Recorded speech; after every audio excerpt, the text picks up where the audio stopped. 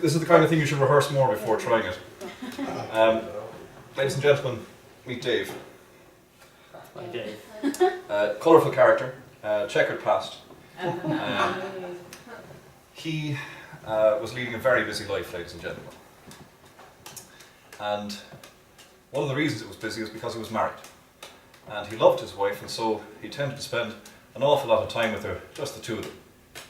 But one fine day, he met another beautiful woman, and fell in love with her, and all of a sudden they started spending an awful lot of time together, just the two of them.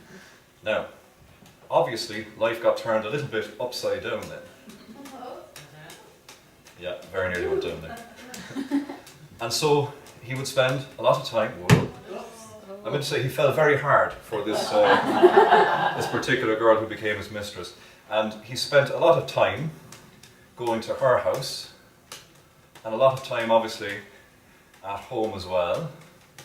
And it was very hard for him to keep both his wife and his mistress happy, but he did generally manage it.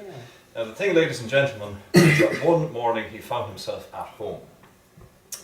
And he was there sitting at the kitchen table, breakfast time, digging into his sausages, when his wife crept up behind him with a rolled up newspaper, thwack, across the back of the head. Oh, what's that about?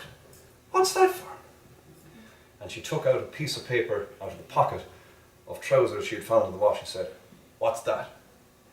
And there on the piece of paper was written, "Mary Lou, 3 o'clock.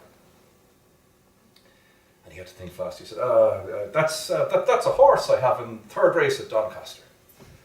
And the wife looked at him and, a bit curious, "Okay, fair enough." Off he went to work. Came back later that evening, again was sitting at the kitchen table, digging into some food, when again the wife crept up behind him, rolled up newspaper, whack! "That horse rang for you earlier." So